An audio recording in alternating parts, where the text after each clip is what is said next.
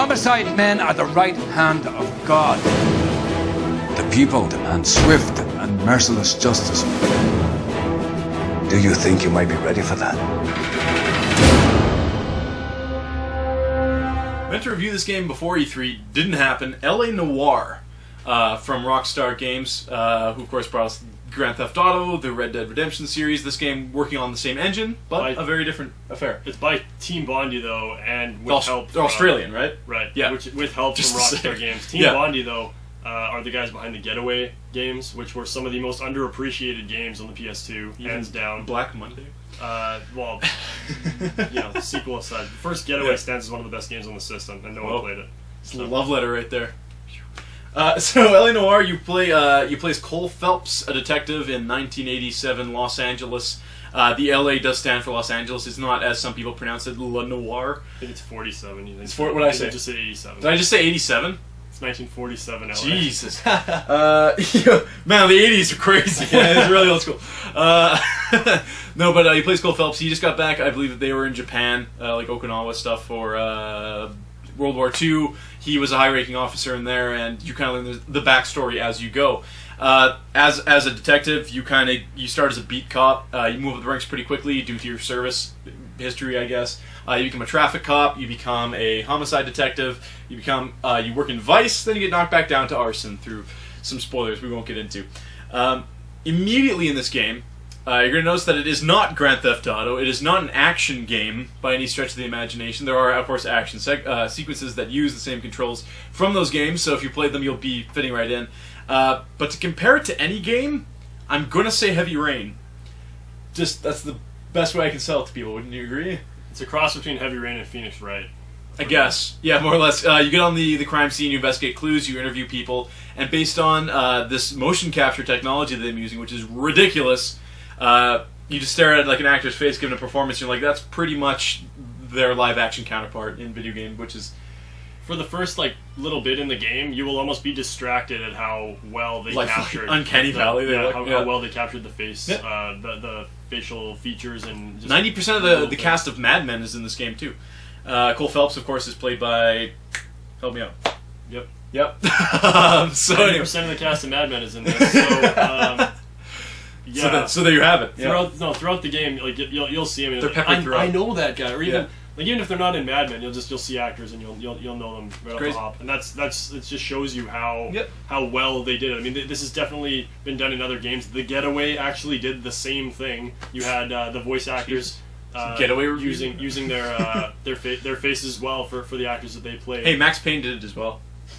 No. Face on there. No. So you're kind of deducting from your clues, and when you interrogate people, using the facial recognition to tell if they're lying or not. You're trying to get a case solved as quickly, as spick a span as possible. And then you get rated at the end of the thing, which doesn't change the overall story of the game, but it does change if you're a completionist, you're going to want to do the best and not screw up the missions all too bad. You learn quickly after Traffic that all the missions are kind of leading somewhere. The homicide ones, for example, there's one overarching story point. When you get to Vice, the game pretty much leads itself through the ending of Arson, pretty much too. So compared to Heavy Rain, the last little bit of the game is very, very linear. And there's not much to do sandbox-wise. While you can explore all of LA, which is really cool, and I think it's something like 90% of all the buildings are recreated. Having just been at E3, we saw things. I'm like, hey, look, that's from LA Noire. It's the thing with the stuff.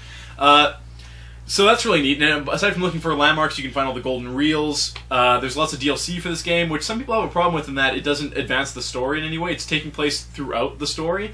But the story itself takes place between 1947, through almost to the early 50s, so there is a lot of stuff. Obviously, Cole doesn't do one case a month, so there's a lot of stuff peppered through that are open and shut cases, which I argue is the best part of the game.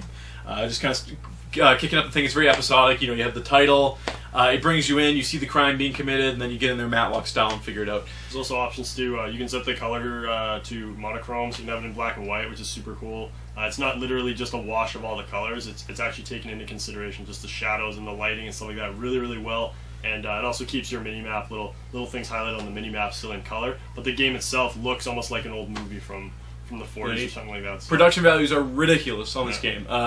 Again, if you're an action someone's looking for an action game, not for you. But if you are looking for something a little different, a change of pace, it is its own in a genre of its own, really. They did go. They did get a little stiff, though, I should say, with the animations, just because like the faces were the big feature in all the characters that are created. So the bodies do get in certain spots a little bit kind of robotic looking. But you can look aside from that. The graphics overall in the game are phenomenal, and again, like the just like the handling of the characters and stuff is that's pretty much the only thing that is Grand Theft Auto in this at all is the actual movement of the characters and some of the handling with the cars. Yeah, sorry. Yep. Continue. No, absolutely. Just one thing last to mention is that Rockstar Pass. Get on that, $10. You get all the DLC if you are liking this game. Three discs on the 360. Clearly kind of optimized for the PS3, and that it fits almost perfectly onto one Blu-ray, so try to grab it on the PS3 if you can. Other than that, a very different experience. That being said, all said and done, by the end of it, you kind of look back on it, and while it was great, the ending and stuff kind of leaves something to be desired. I did enjoy it more than the Red Dead Redemption ending, and if you know that ending, you kind of know what I'm alluding to in this ending. Where, by the end of it, there really is... you're not depressed about it, but the way it wraps up, you feel like there's a lot of loose ends. And I think it's intentionally that way, of course, but you're like, justice was really not served in this particular noir. What do you give LA Noire? Well, based on like the ending, again, kind of to go back to that, is you have to kind of factor it in too, yeah. Without spoiling it, I mean, there's certain things that happen at the end of the game that almost make the final, piece of the puzzle kind of irrelevant. Like it loses its impact. Yeah, it's like, a little bit. all right. Yeah. So. That being said, though, graphics are great. Story is great. I love the mechanics. I love how easy they can add to this and keep putting more and more DLC onto it if they wanted to.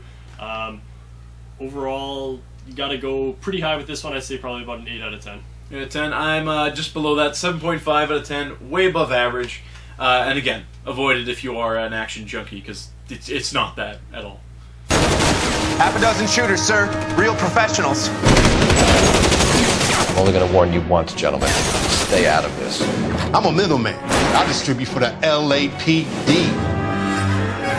Destruction of public property, harassment. Jesus Christ!